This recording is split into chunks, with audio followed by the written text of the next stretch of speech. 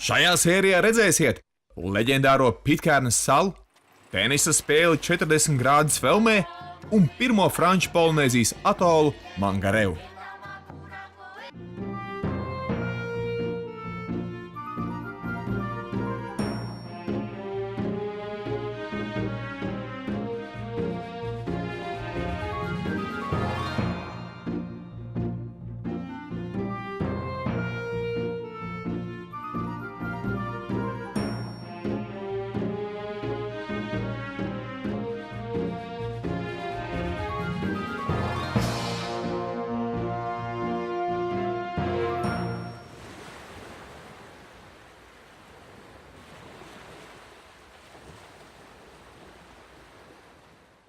Ceļā no Lieldienu salas uz 1166 jūras jūdzes attālo Pitcairnu jahta Milda pavadīja 11 dienas.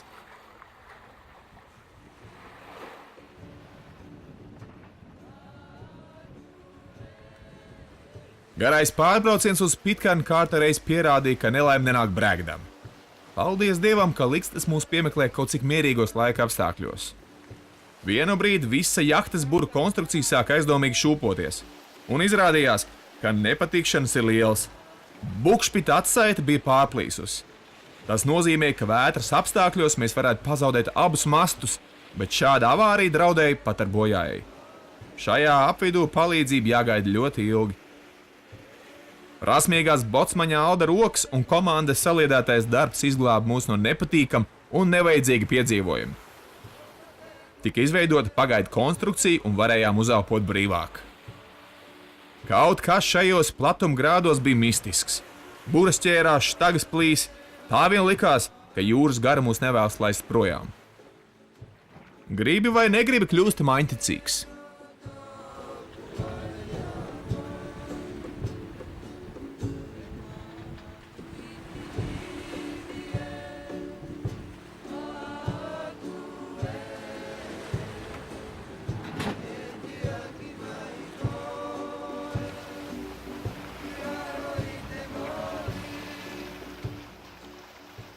Pitcairna ir 3 kvadrātjūdzes liela, vulkāniskas izcelsmes klints Klusā okeāna dienvidos Polinēzijā.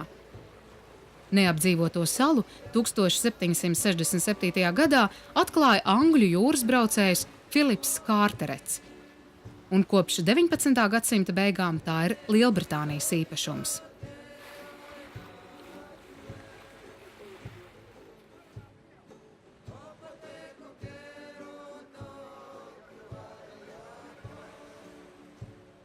Pitcairnas salu sasniedzām agrā rīta stundā un bijām priecīgi, ka vilnis un vējš atļauj mums doties krastā.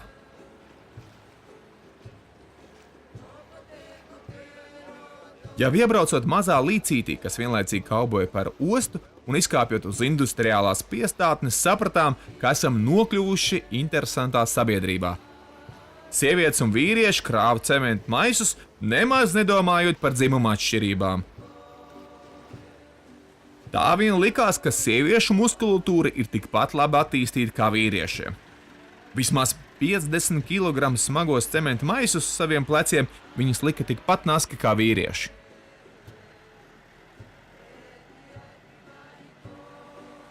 Pieklājīgi sasveicinājušies, mēs devāmies augšā kalnā, kur vadoties pēc mūsu kartes bija jāatrodas Pitcairnas kultūras centram.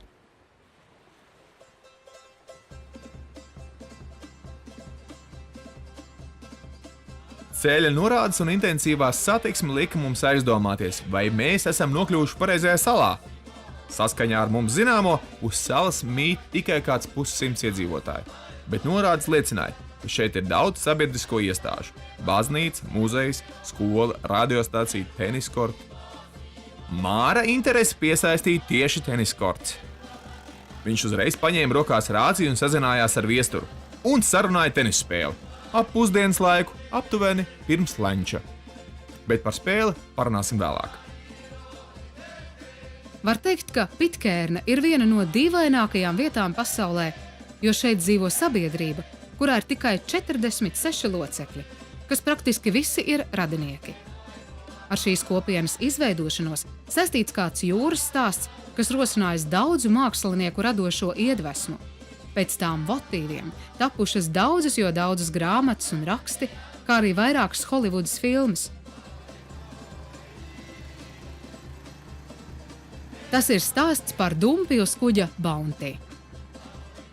Tālajā 1787. gadā angļu kapteinis Viljams Blaits ar kuģi Bounty tikai nosūtīts uz Taiti pēc maizes koka sēklām, jo bija radusies ideja šo kultūru ieviest Vestindijas koloniju plantācijās vergu barošanai. Vairāk nekā mēnesi nomocījies un tā arī nespēja sabraukt apkārt Hornas ragam, Blaits pagrieza kuģi par 180 grādiem un devās uz Polinēziju apkārt pasaulē. Kad kuģis bija nokļuvis Taitī, izrādījies, ka sezona jau beigusies un sēklas būs gatavas vešanai tikai pēc 6 mēnešiem. Acīm redzot, šajā laikā dzīve uz salas komandai bija ļoti iepatikusies, jo dodoties projām, daudzi apsvēra iespēju palikt šeit uz dzīvi. Iespējams, ka jūrnieku sapnim par paradīzi zemes virsū bija sava loma tālākajos notikumos, kad netālu no Tongas kapteiņa palīga Flečera Kristiāna vadībā komanda sadumpojās un sagrāba kuģi. Kapteinim tika piedāvāts iekāpt kuģa laivā un doties, kur acis rāda.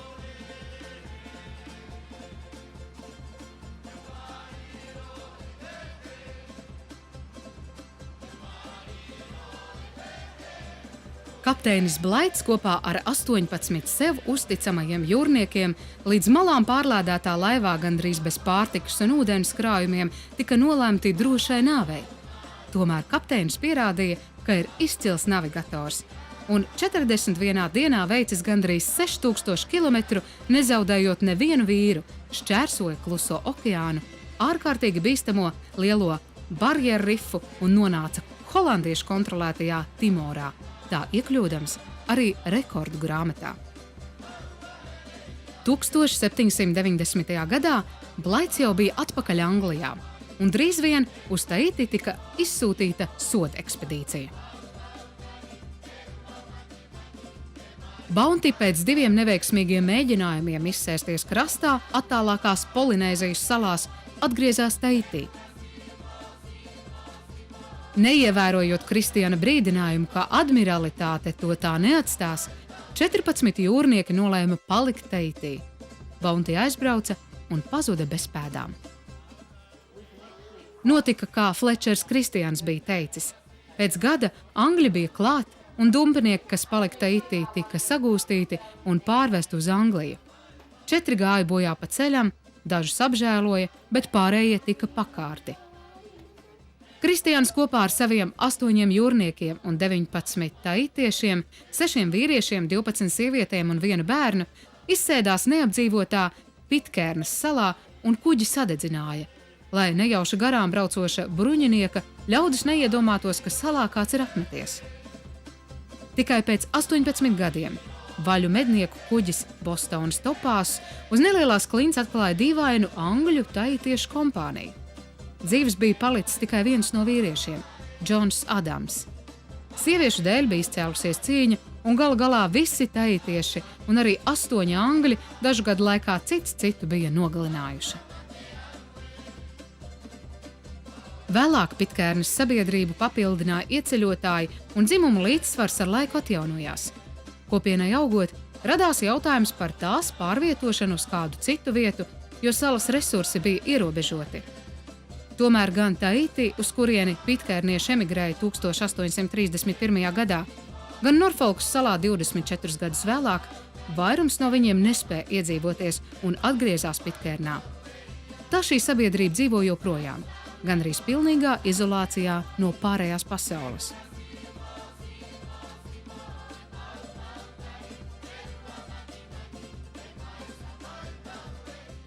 Galvenais salinieku ienākuma avots ir pastmarku tirgošana. Pastmarkas augsti kotējas filatelistu vidū un ļauj saliniekiem atļauties dažas sabiedriskās ērtības, kas citur pasaulē ir pašsaprotams. Mēs arī iegādājāmies Pitkernas pastmarkas un nosūtījām tās uz mājām. Kāds gan jokodamies iebilda, ka mēs paši būsim mājās ātrāk nekā mūsu kartiņas. Tomēr nebija tik traki. Pāris mēneši, un mājinieks saņēma ar krāšņiem tauriņiem rotāts pastmarks no Pitkernas.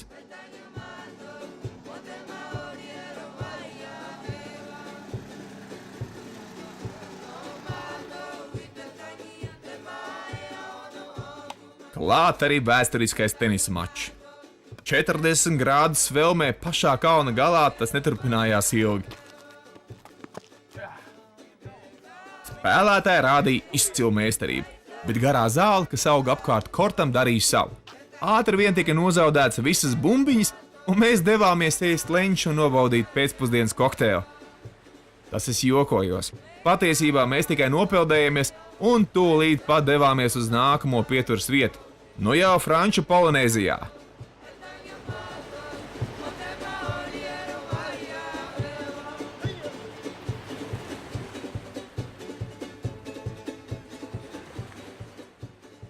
No Pitkērnas salas ceļš tālāk veda uz Mangarevas atolu.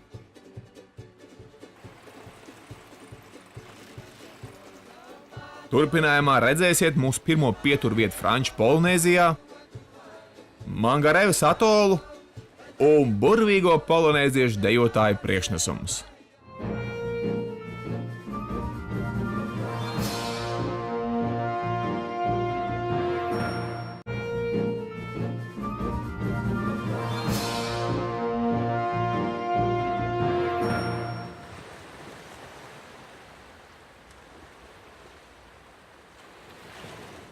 No Pitkērnas salas ceļš tālāk veda uz Mangarevas atolu.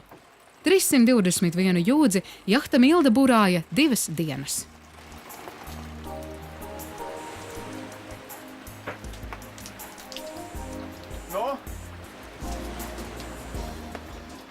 Ceļš no Pitkernas bija grūts, jo valdīja bezvējš un lija riebīgs lietus.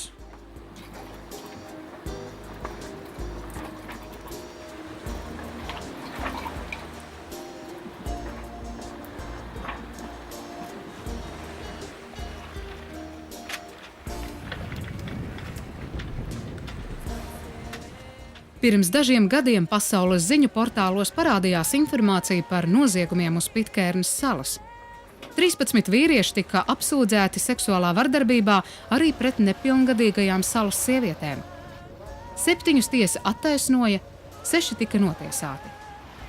Īpatnējs bija aizstāvības arguments, ka pitkērniešu tiesāšana nav Britu valdības jurisdikcijā, jo salas iedzīvotāji ir brīva un neatkarīga nācija.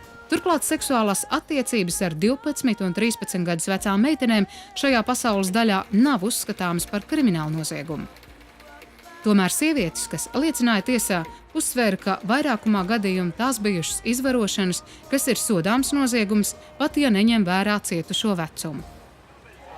Šī notikuma dēļ ir apdraudēta visa Pitkērnas kopienas pastāvēšana, un salas turpmākais liktenis ir neskaidrs.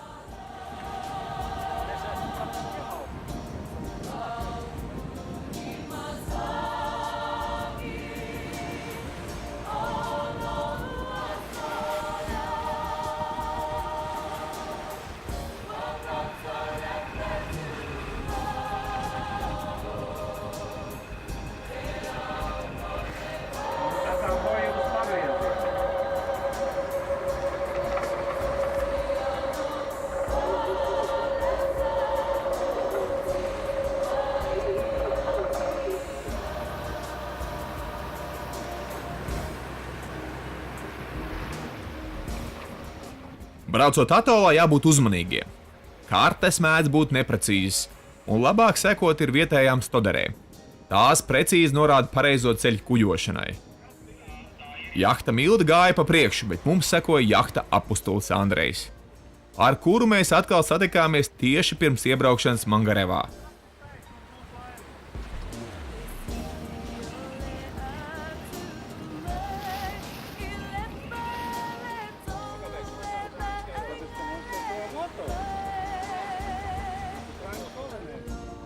Iegājām veiksmīgi lagūnā un netālu no salas lielākā ciemata Rikiteā izmetām ankuru. Tālumā vīdēja baznīcas siluets un skanēja bungu rīboņus. Mēs bijām nokļuvuši siltā un saulainā salā, kur valdīja bezrūpība.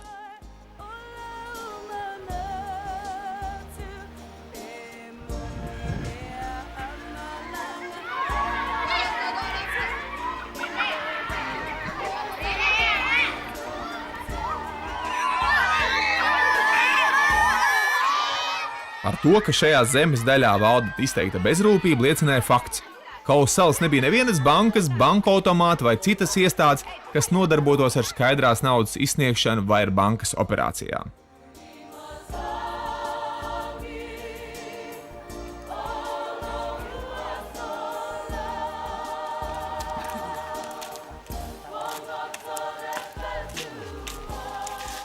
Vietējā ķīniešu veikalā skaidru norēķinu vietā izmantoja kladi, kur fiksēja visas salas finansiālās aktivitātes. Te valdīja arī neoficiāls sausais likums. Nekāda degvīna vietējiem salas iedzīvotājiem.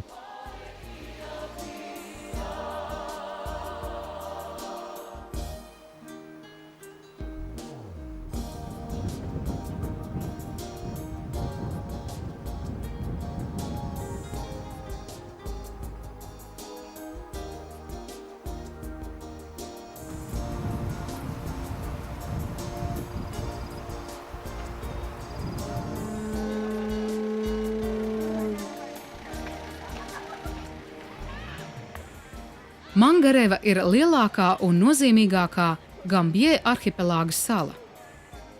Tā ir aptuveni 18 kvadrātkilometrus liela un veido ap 56% no visa Gambjē arhipelāga kopējās zemes platības. Šeit mīt aptuveni 1000 iedzīvotāji un atrodas daudzas pērļu fermas.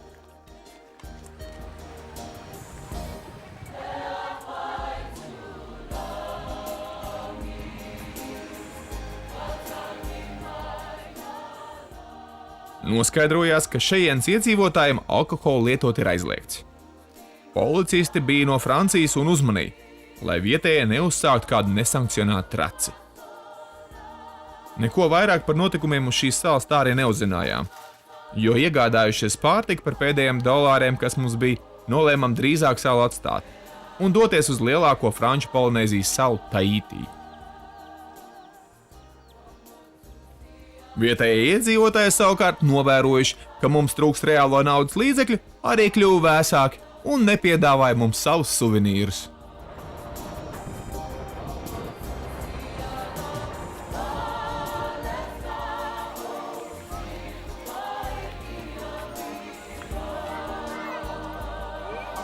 Encore une.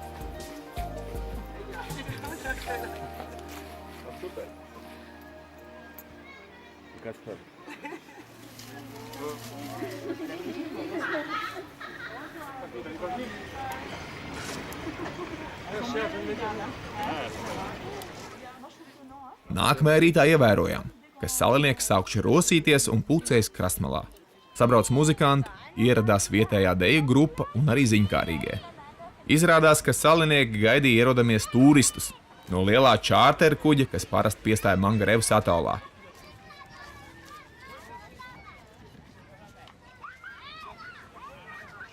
Tie te parasti nokāp, lai iegādātos suvenīrus un ievilktu kārtējo ķeksi savos turismu maršrutos. Bet kaut kas bija misējies, un šoreiz ar kuģi ieradās tikai vietējie iedzīvotāji. Tad tika pieņemts lēmums – koncertu neatlikt. Par tā viesiem kļuvām mēs. Mums kaklos tika uzkārts ziedu vītenis un sākās priekšnesums. Tas bija diezgan vienmuļš, bet sirsnīgs.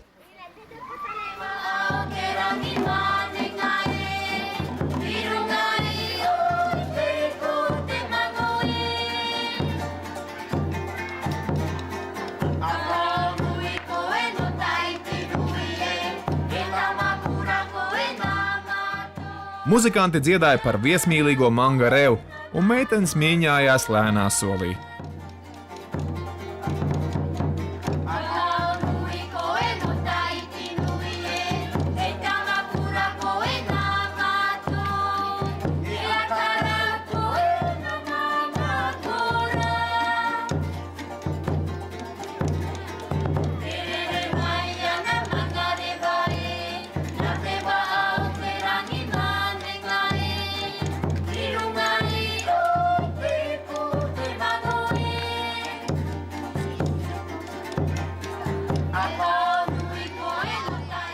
Līdzās Gambjē arhipelāgam Franču Polinēzija veido arī biedrības Marķīza, Tuamotu un Tubuai salu grupas, kā arī Rapas un neapdzīvotā Klipertonas sala. Šī Francijas aizjūras teritorija atrodas Klusā okeāna centrālajā daļā, un to kopumā apdzīvo aptuveni 255,000 cilvēku. Vairāk kā 2/3 apdzīvo lielāko no Franču Polinēzijas salām Taitī, Biedrības salu grupā. Franči kolonizēja salas 19. gadsimtā, bet daļēji autonomiju tās ieguva 1977. gadā.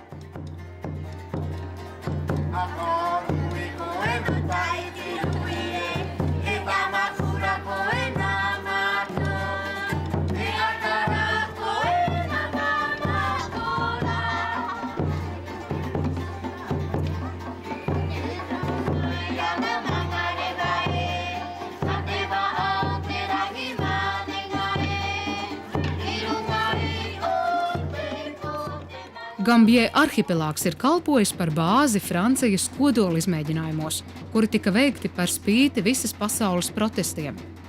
Viens no to izraisītajiem postījumiem bija bojājumi koraļu rifos, kuru rezultātā rifu zivis tika inficētas ar slimību, kuras dēļ tās vairs nevarēja lietot uzturā.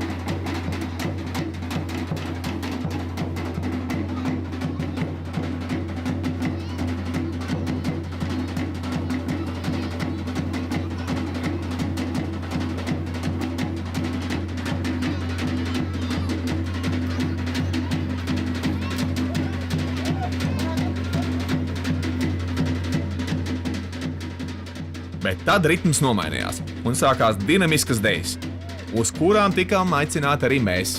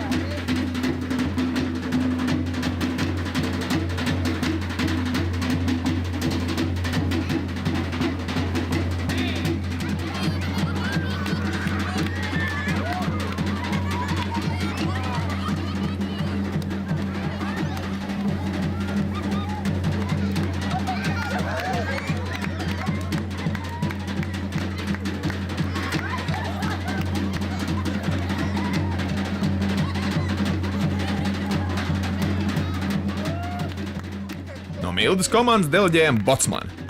Un pareizi vien rīkojamies. Aldis kaunā nekrit un izcili nodemonstrēja Latvijas jūrnieku dejas prasmi un karsto temperamentu.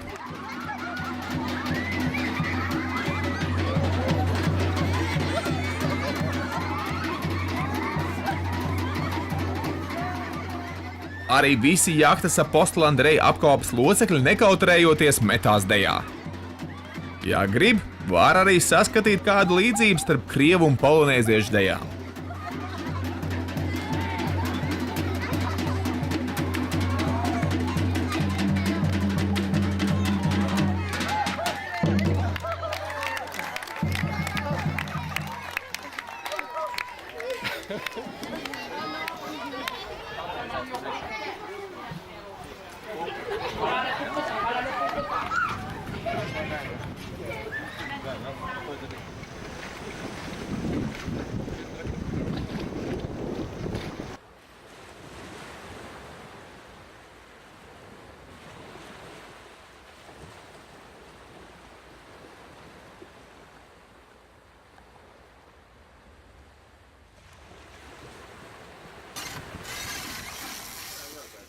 Nākamajā sērijā redzēsiet, ko Mildas komanda maiņas ceļā ieguva Mangarevas atolā, kā uz jahtas mizo kokosriekstus, pabūsim Polinēziešu baznīcā un viesosimies tetovējumu salonā Papetē.